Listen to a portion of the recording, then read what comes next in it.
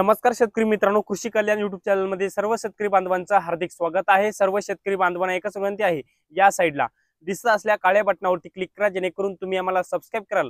आणि तुम्ही जर आम्हाला सबस्क्राइब केलं तर शेती संबंधित असेच नवनवीन व्हिडिओ तुम्हाला आमचे सर्वप्रथम पाहायला भेटतील। तर शेतकरी मित्रांनो, चला तर व्हिडिओला सुरुवात करूया।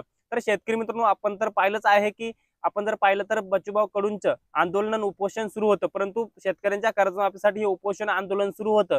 परंतु आता या कर्जमाफीचं काय झालं, बच्चूभाऊच्या उपोषणाचं काय झालं, कर्जमाफी संदर्भात पुन्हा काही बच्चूभाऊ कडून काही पत्र देण्यात आलेलं आहे का, कर्जमाफी संदर्भात नवीन शासनाचं काही अपडेट आलेलं आहे का, कर्जमाफी संदर्भात जी काही समिती गठीत करण्यात आलेली आहे त्या समिती संदर्भात काही अहवाल नवीन निर्माण झालाय का, किंवा संपूर्ण शेतकऱ्यांच्या कर्जमाफीचं नवीन अपडेट काय आहे, या संदर्भात संपूर्ण अपडेट आपण या व्हिडिओच्या माध्यमातून घेण्याचा प्रयत्न करणार आहोत।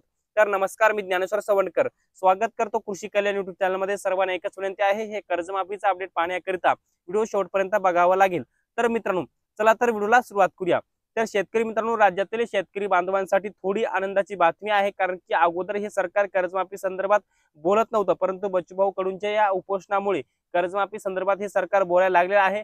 कर्जमाफी संदर्भात कडक सरकारच्या माध्यमातून बँकांना निर्देश देण्यात आलेले आहेत की शेतकऱ्यांकडून जे काही सध्याची कर्ज वसुली आहे ती थांबवा आणि नवीन कर्ज शेतकऱ्यांना वाटप करा। आणि जे काही सध्या शेतकऱ्यांच्या कर्जाचं जे काही थकीत आहे आणि शेतकऱ्यांचे काही पैसे त्या बँकेमध्ये पडलेले असतील, तर ते पैशाला जे होल्ड लावलेले ते होल्ड काढण्याचे सुद्धा आदेश बँकांना सरकारच्या माध्यमातून दिलेला आहे। आणि जे काही बच्चूभाऊ कडूंचं अन्नत्याग आंदोलन उपोषण सुरू होतं, त्या उपोषणामधले सगळ्यात महत्त्वाचे फायदे म्हणजे सरकार कर्जमाफी संदर्भात आता बोलायला लागलेला आहे। आणि कर्जमाफी संदर्भात आपण जर पाहायला गेलं तर राज्यस्तरीय समिती गठीत झालेली आहे, आणि त्या समितीच्या माध्यमातून आता शेतकऱ्यांच्या कर्जमाफीचा अहवाल सरकारला सादर होईल। आणि त्या कर्जमाफीवर ही समिती काम करणार आहे, आणि या समितीच्या माध्यमातून शेतकऱ्यांच्या कर्जमाफी संदर्भातले मोठे महत्त्वाचे निर्णय घेतले जाणार आहेत। आपण जर पाहायला गेलं तर राज्यातील शेतकऱ्यांना 3 लाखांपर्यंत सरसकट कर्जमाफीची आवश्यकता आहे, परंतु आता राज्याचे मुख्यमंत्री देवेंद्र फडणवीस हे आता कर्जमाफीची जी काही समिती गठीत झालेली आहे त्या समितीच्या माध्यमातून देवेंद्र फडणवीसांना एक अहवाल सादर होईल, आणि त्या अहवालाच्या माध्यमातून सरकार निर्णय घेईल, अशी त्यांच्या माध्यमातून पत्राच्या माध्यमातून असं उत्तर प्रहारचे अध्यक्ष बच्चूभाऊ कडूंना दिलेलं आहे। परंतु आपण जर पाहायला गेलं तर state bank of India, Maharashtra ग्रामीण बँक इत्यादी ज्या काही बँका आहेत त्या बँका शेतकऱ्यांना सातबाऱ्यावरती कर्ज देतात, त्या सगळ्या बँकांच्या माध्यमातून शेतकऱ्यांच्या खात्याला कर्ज खात्याला होल्ड लावलेला आहे, सेव्हिंग खात्याला होल्ड लावलेला आहे। त्यांना होल्ड लावल्यामुळे शेतकरी जे काही त्यांचे पैसे आहेत ते पैसे उचलू शकत नाही, अशा परिस्थितीमध्ये ते होल्ड काढण्याचे सुद्धा आदेश राज्य सरकारच्या माध्यमातून बँकांना देण्यात आलेले आहेत। यामध्ये आता बरेच सारे शेतकरी म्हणतात आता कर्जमाफी होणार आहे, परंतु आता कर्जमाफी होणार आहे, मग आता आमचं जे काही सध्या कर्ज थकीत आहे ते आम्ही रिन्यू करावं का नाही करावं, कारण की आम्हाला नवीन कर्जाची आवश्यकता आहे, किंवा बँकांच्या माध्यमातून वेळोवेळी आम्हाला कर्ज भरायला सांगितलं जात आहे।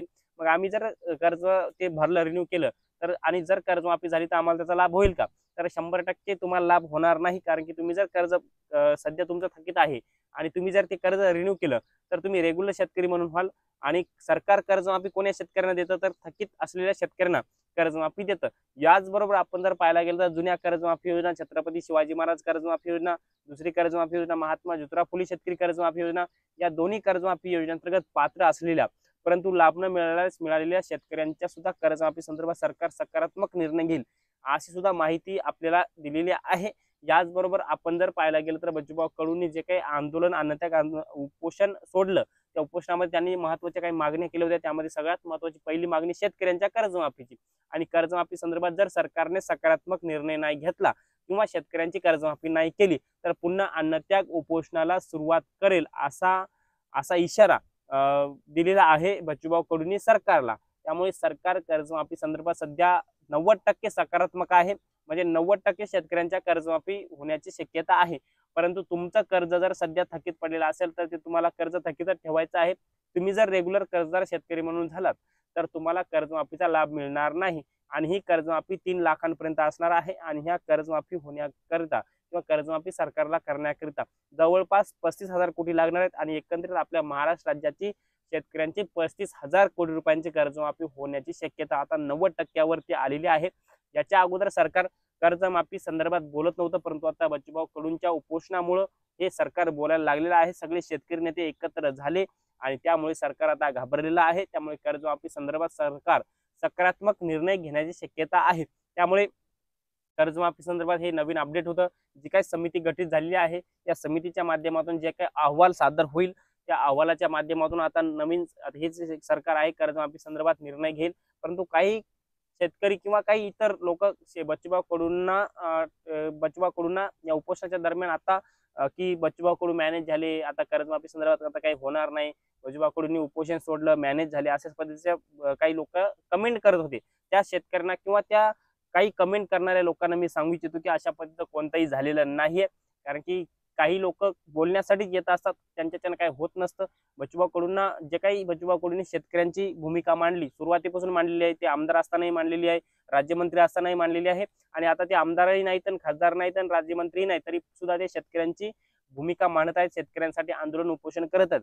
आता जे लोक अशा निगेटिव्ह बातम्या पसरवत आहेत किंवा अशा कमेंट करतायत व्हिडिओ खाली, तर तशा लोकांनी 2 दिवस उपाशी शेतकऱ्यांसाठी राहून दाखवावं आणि नंतर बोलावं, मी त्यांना असं सांगू शकतो. त्यामुळे बच्चूभाऊ कडू शेतकऱ्यांसाठी अविरतपणे लढणार आहेत आणि कुठल्याही पद्धतीचं त्यांचं आंदोलन स्थगित झालेलं नाहीये. त्यामुळे इथून पुढे आंदोलन त्यांचं शेतकऱ्यांना कर्जमाफी नाही दिली तरी चालूच असणार आहे. ते त्या कमेंट करणाऱ्या लोकांसाठी मी माहिती दिलेली आहे.